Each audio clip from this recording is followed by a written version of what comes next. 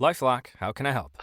The IRS said I filed my return, but I haven't. 1 in 4 tax-paying Americans has paid the price of identity fraud. What do I do? My refund, though. I'm freaking out. Don't worry, I can fix this. LifeLock fixes identity theft guaranteed and gets your money back with up to $3 million in coverage. I'm so relieved. No problem. I'll be with you every step of the way.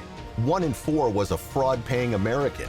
Not anymore. Save up to 40% your first year. Visit LifeLock.com/podcast. Terms apply. Savage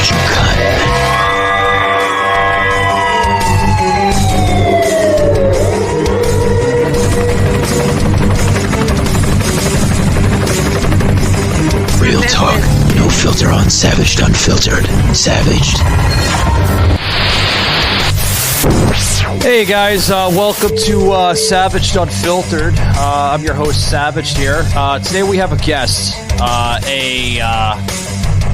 a U.S. Navy veteran and Pennsylvania State. The words. I'm trying to get there, guys. It's still early in the morning for me, so I haven't had the cup of coffee.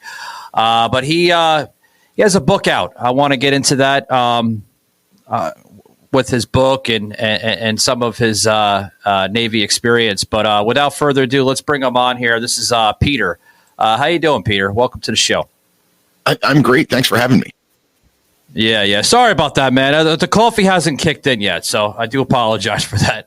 But let's start out with some of your Navy experience. I know you're a Navy veteran. I want to go into that before I go into this book, Trust Shattered here.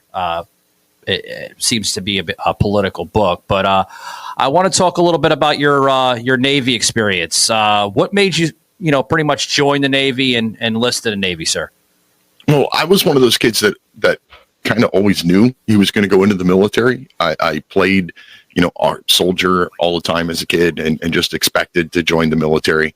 And when it came time, junior, senior year of high school, I started looking at the branches of service and just trying to decide which branch. And I chose the Navy because of tradition. There's something very comforting about tradition. And at that time, the Navy hadn't even changed their uniforms in over 200 years.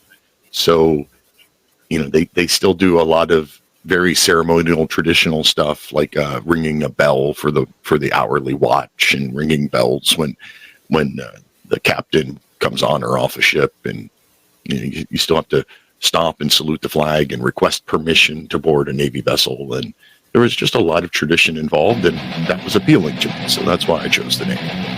I joined. Oh yeah. They've always. They're one of the branches that always believes in the tradition of the original roots of the branch and everything else. Like you said, the uniform hasn't changed much. I don't think it has changed ever. So there's a lot of tradition behind the Navy, of course, and everything else. But not only in the Navy, but it looks like you kind of dabbled into the U.S. Postal Mail Service. Is that true? Or yeah, about 8 or 10 years ago, I gave up my almost lifelong career in the hospitality industry, restaurant management and the like, and got tired of management and ended up a mail carrier. So yeah, I'm a rural mail carrier now. Been doing it for almost 10 years.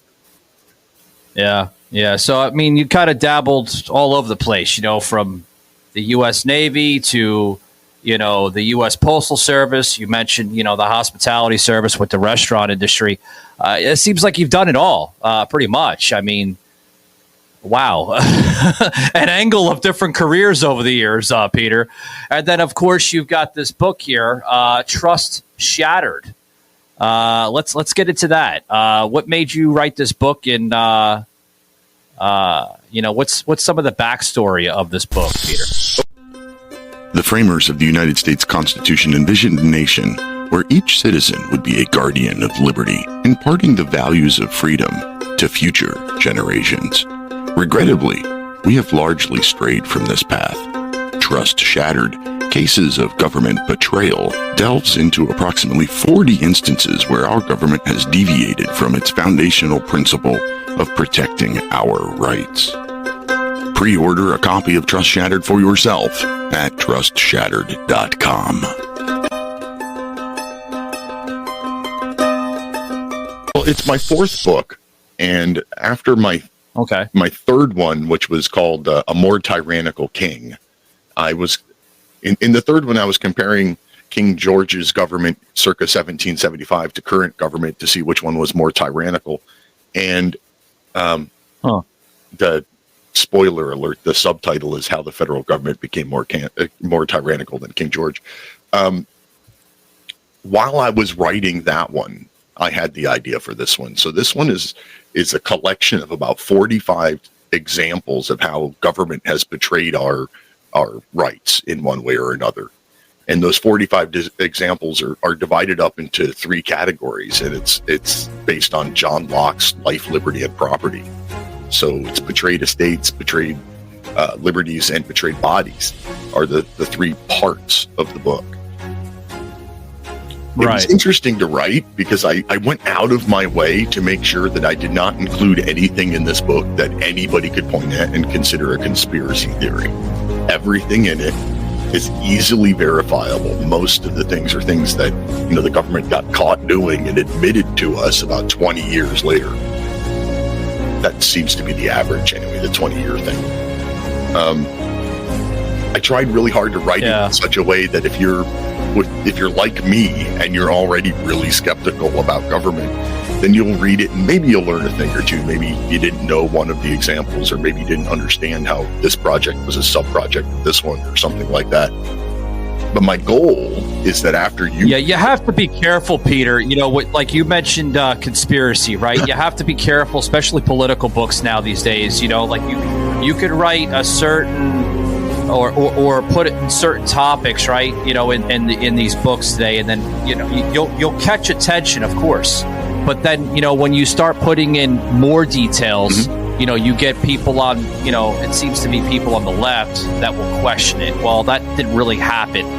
Or if you don't catch the attention from people on the left, you'll catch the independent viewers, right? Well, that necessarily didn't happen the way he's presenting it in this book. Like, you're wrong, and then now you're considered the conspiracy theorist, right. And now, if you're not a conspiracy theorist, you're creating spin to the narrative and everything else. Then you're just no different than a regular media journalist, So I get what you're saying with that, yeah. So let me give you two examples out of the book of how I dealt with that whole trying to avoid conspiracy theory.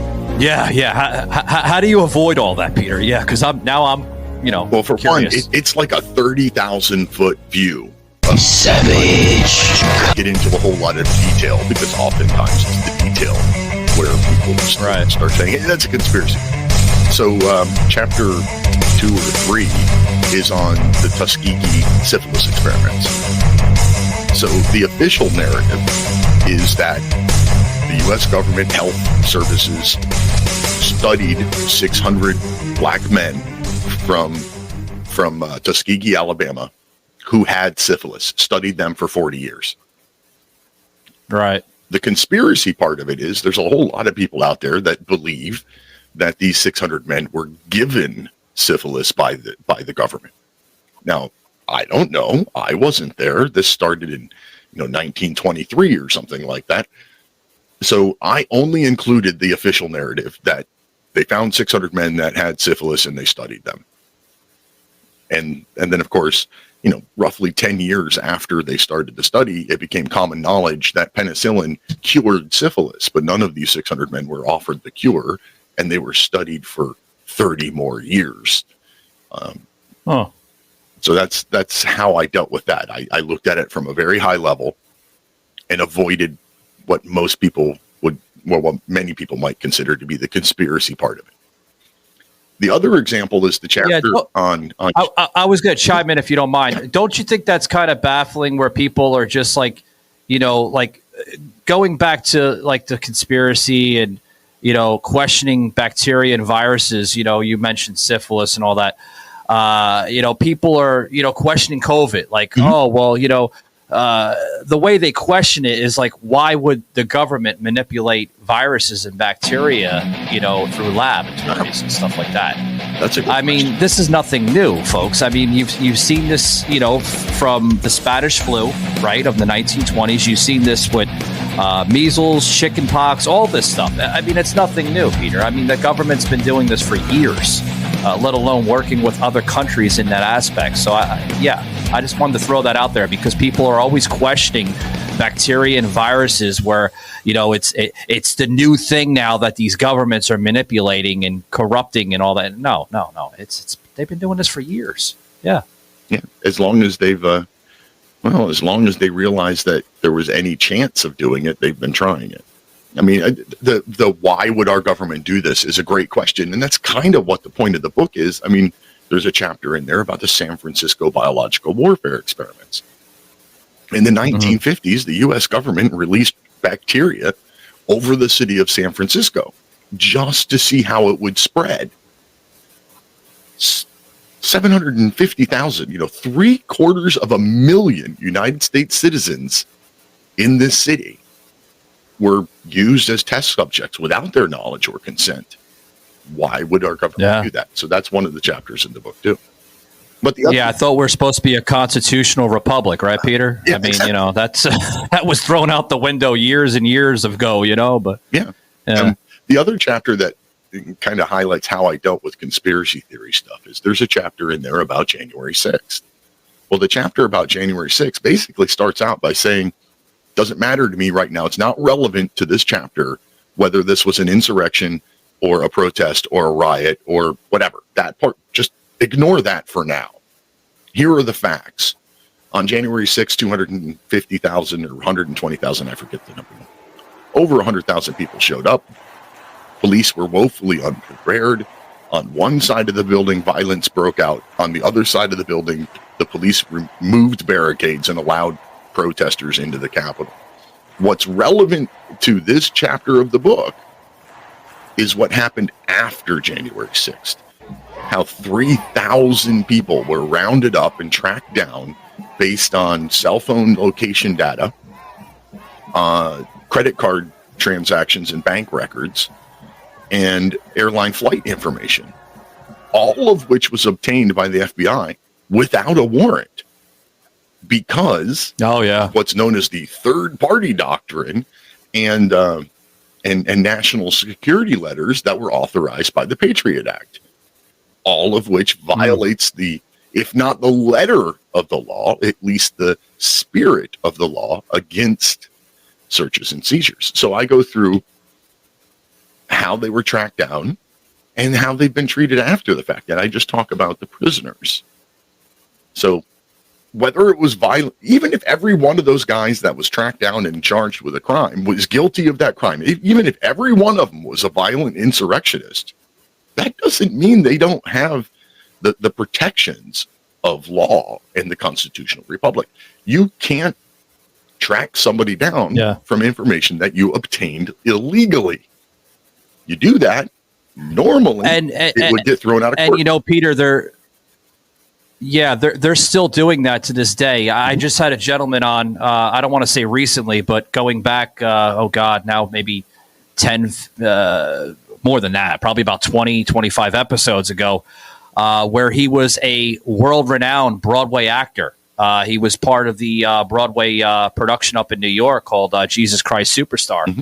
And he decided, to practice his free speech, his First Amendment rights, folks, went up to the Capitol peacefully, was not one of those. I mean, because don't get me wrong, Peter, there were people that were insurrectionists and everything else, and they broke into federal buildings.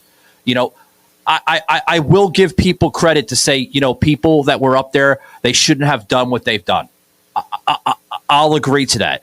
But there were people, bystanders that you just mentioned, that are still being harassed by the FBI and other federal departments for stuff that they didn't do. People like, James Beeks that I had on this show. I don't know if that name rings a bell to you, but he was up there, exercising his First Amendment rights peacefully. Wasn't showing any forms of aggression, any forms of provoking other people.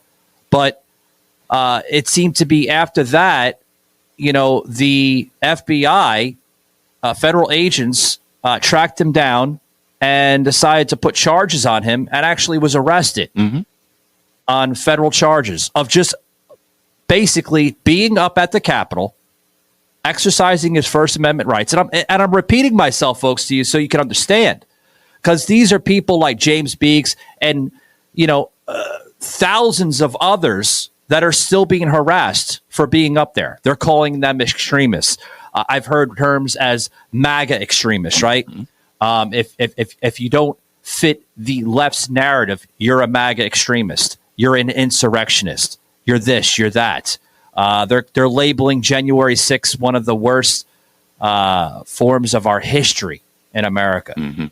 That is being above 9/11. They're labeling January 6th worse than 9/11. Right. That's sick. It is, and it, it's control of the language is what it is. Yeah. By twisting the language, I call it.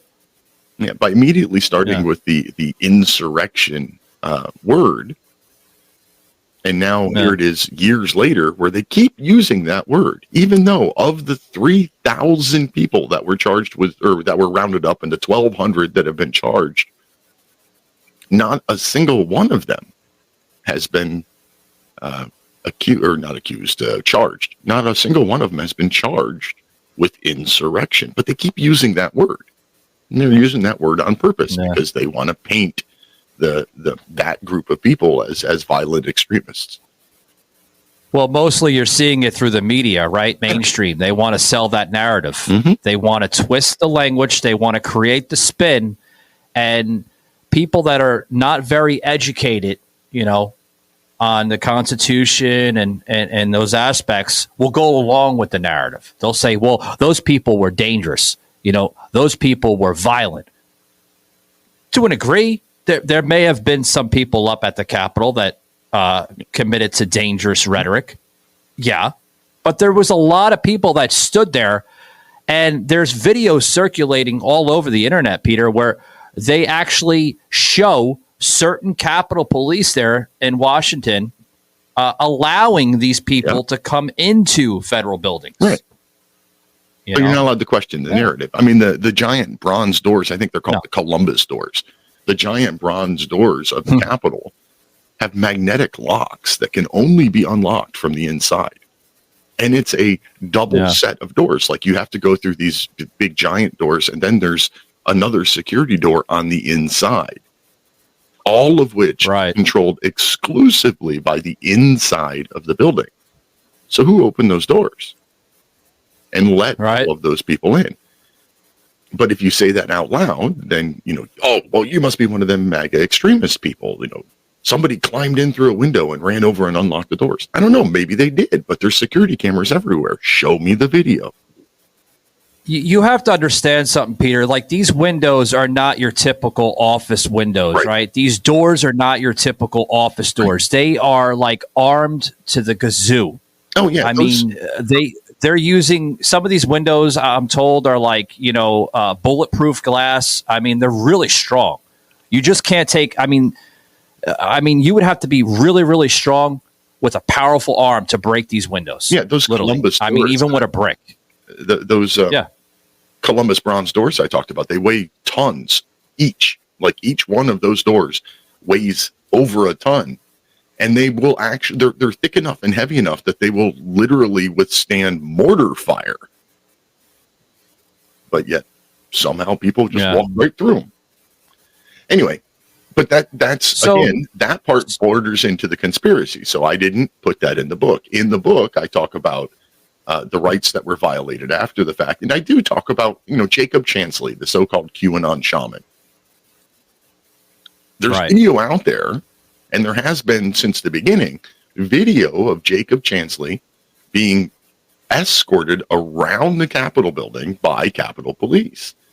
There's video of him telling his people, I think they were in the Senate chamber, he was telling everybody there, respect the space, be peaceful, But the jury in Jacob's case was never allowed to see that video.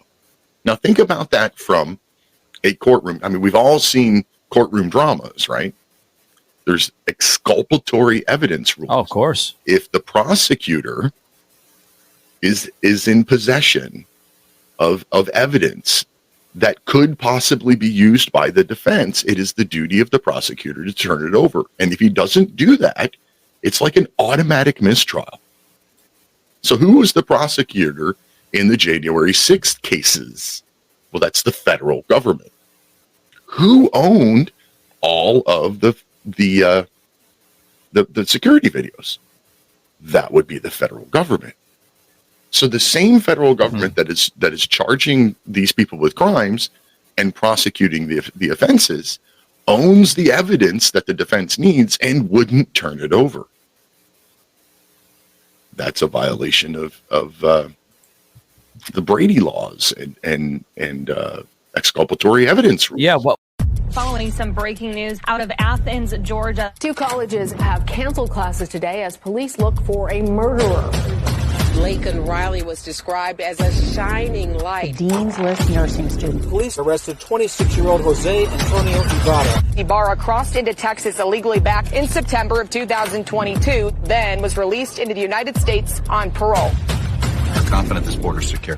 We have a secure border. We agree that the border is secure. And we have a process in place to manage migrants at the border. The border is closed. The border is secure. We have taken unprecedented action. Look, the border is not open. Fox News can now confirm that Jose Antonio Ibarra was busted last year in New York City, but ICE didn't even have time to put in a detainer on him because, hey, he was already back out on the streets.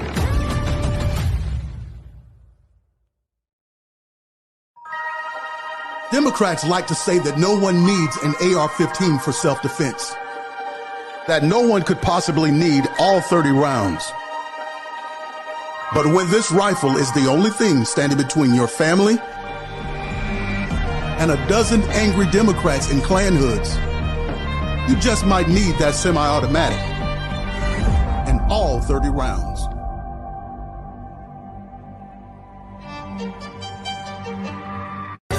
Meet career politicians Tammy Baldwin and Joe Biden. They've been bobbing along for years, but what have they really done for you? After 25 years together in D.C., they agree on nearly everything, and she votes with him 95.5% of the time. On their watch, American families are paying more for everything and are vulnerable to a wide-open southern border that's risking the safety of every American.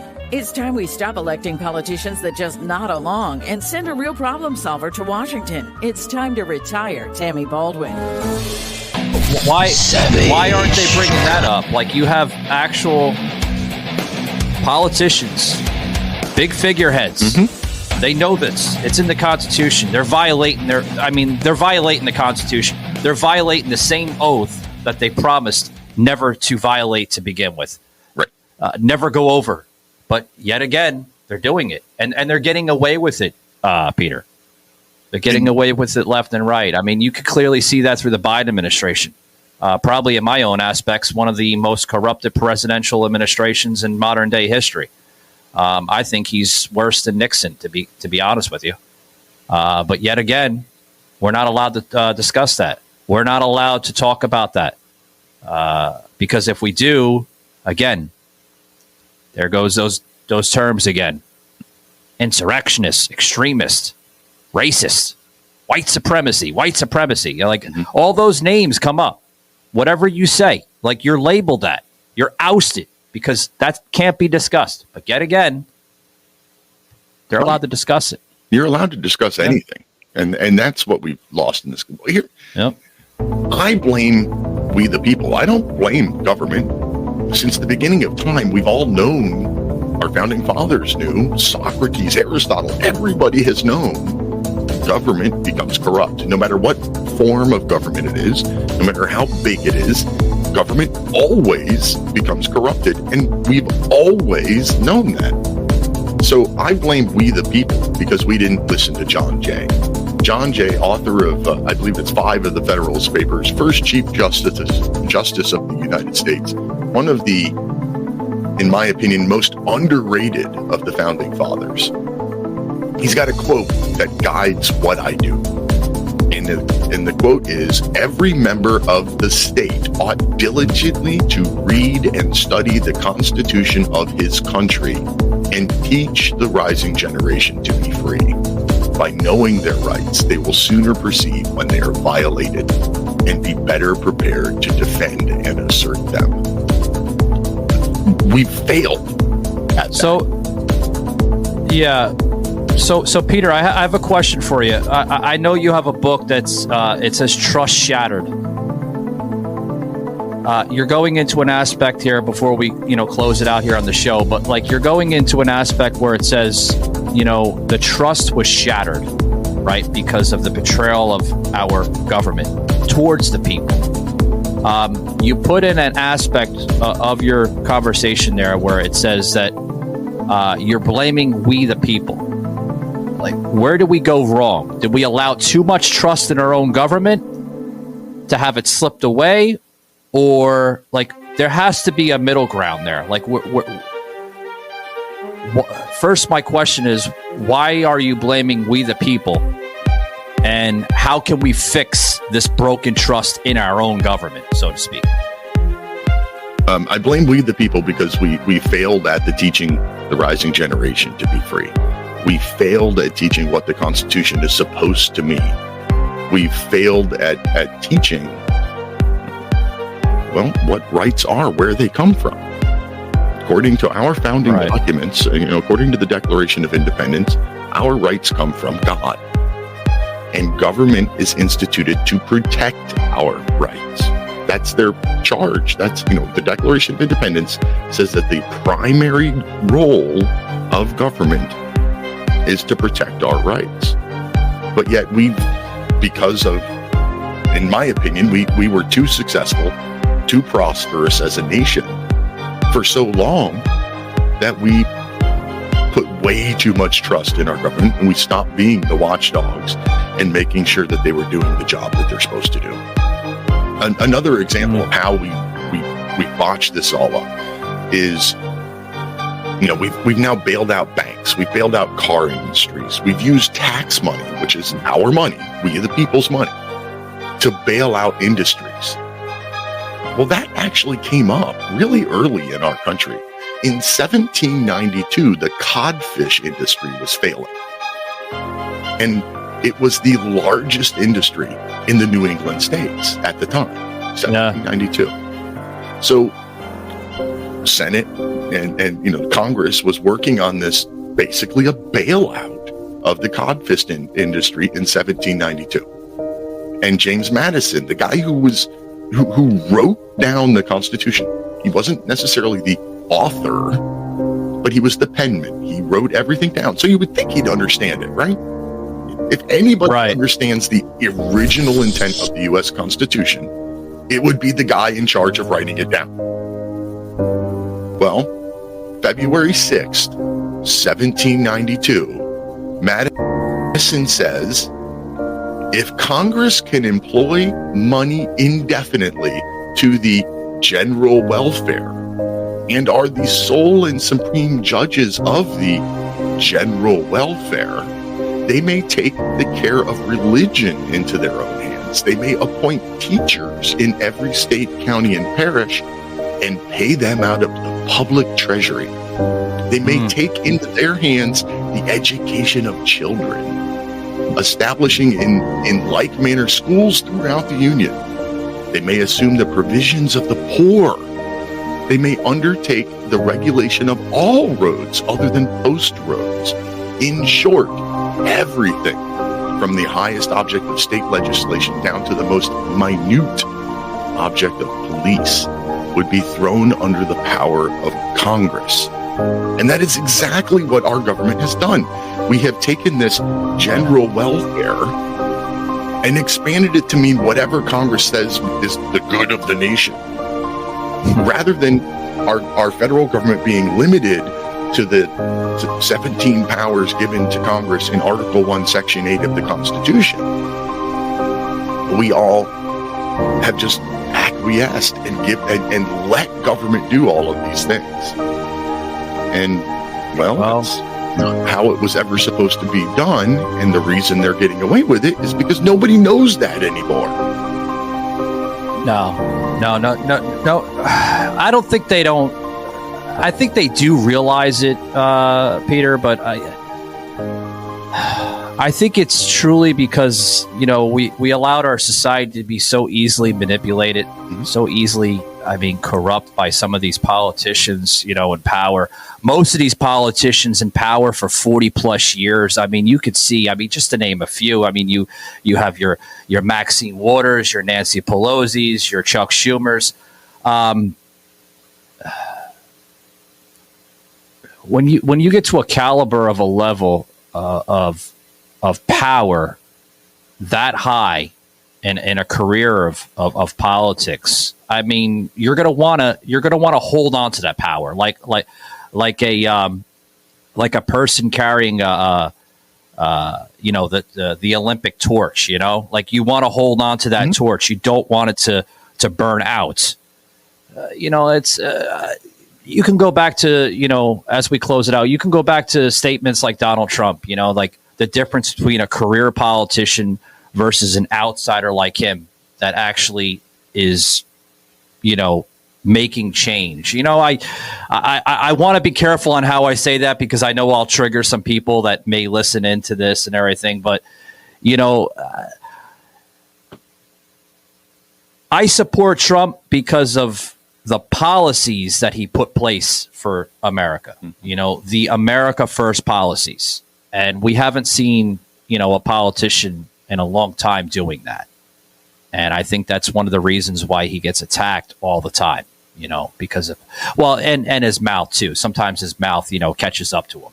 He bites his words in his own ass, so to speak. But as we close it up, I agree with what your book is representing there. Trust shattered, case of government betrayal, because that's what we're seeing, Peter. We're seeing that trust being shattered right in front of our eyes.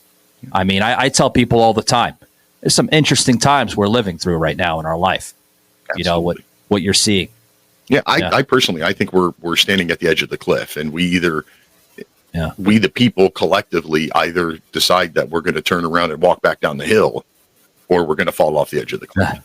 And we're just about there, Peter. I think we're holding on to that like little teeny rock on the cliff, and saying, "Hey, can you help me out here, government?" Right. No. Continue paying your taxes. We're going to tax the shit out of you.